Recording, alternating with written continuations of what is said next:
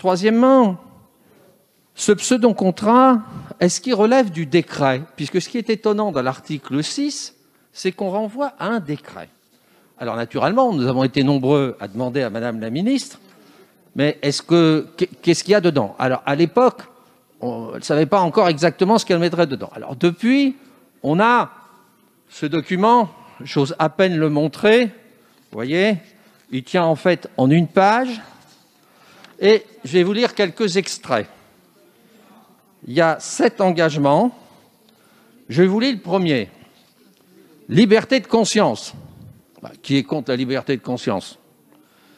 Premièrement, respecter la liberté de conscience des membres et des tiers. Attendez la suite. Je ne vous ai pas interrompu. Madame la Ministre, je ne vous ai pas donné la parole. Bien. Et ce qui est sublime, c'est que le deuxième sous-engagement de l'engagement numéro 1, c'est accrocher vos ceintures, s'abstenir de prosélytisme abusif. Non, mais enfin, qu'est-ce que c'est? Mais enfin, c'est pas du droit.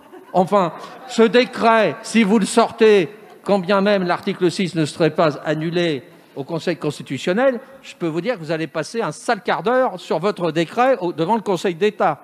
Bien. Qu'est-ce que ça veut dire s'abstenir du prosélytisme abusif? On voit bien que vous êtes ficelé dans cette affaire. Pourquoi? Prenez les scouts israélites. On en a parlé. C'est pas du prosélytisme au sein du scoutisme israélite. Donc, vous dites pas de prosélytisme abusif. Prosélytisme, oui, mais abusif, non. Vous allez aller contrôler le caractère abusif du prosélytisme. On voit bien, à travers cet exemple, je peux en citer d'autres. Vous voulez que j'en cite une autre, qui est quand même assez savoureux. Égalité femmes-hommes. Alors, on a des collègues pleins de bon sens qui ont dit, mais attendez, des femmes sont quand même libres de s'organiser. Bon, et alors, qu'est-ce que ça veut dire pour une association de femmes, l'égalité femmes-hommes? Expliquez-moi à l'intérieur de l'association. Bon, on voit bien que votre truc, ça ne tient pas. La vérité, on vous l'avait dit, vous ne pouvez pas avoir un contrat d'engagement, vos pseudo-contrats d'engagement unique. La diversité du monde associatif est telle que vous n'y arriverez pas. Et le principe de laïcité, la République française est laïque, article 1er de la Constitution.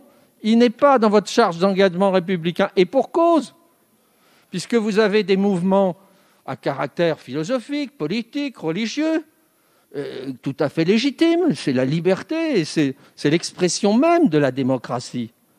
Et donc, la deuxième critique, c'est que, bien entendu, votre pseudo-contrat, ça ne tient pas debout. On y reviendra dans des amendements ultérieurs, d'ailleurs. Et alors, ce qui est pire dans ce concept, c'est la lecture à contrario que nous ne manquerons pas de faire un certain nombre d'associations, puisque ça veut donc dire que ceux qui refusent ou qui ne sollicitent pas de fonds, de ne pas respecter les principes de la République.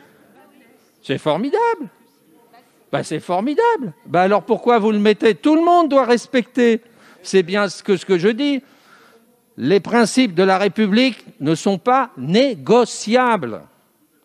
C'est les principes que le peuple français a décidé à travers sa constitution de se donner et après les textes.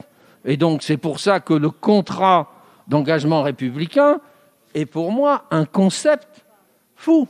Quelle était la bonne idée, Madame la Ministre? Elle était toute simple.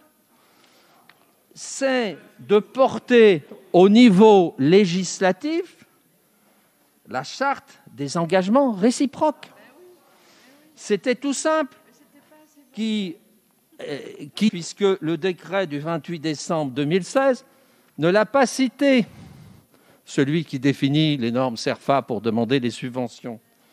Et donc, je me suis amusé à faire une comparaison entre votre avant-projet du pseudo-contrat d'engagement républicain et la charte. Parce que la charte, elle a été négociée. par le mouvement associatif, avec les collectivités locales, avec l'État. Vous voyez, c'est un vrai accord, c'est une charte. Et pourquoi est-ce qu'on n'érigerait pas au niveau législatif cette charte ?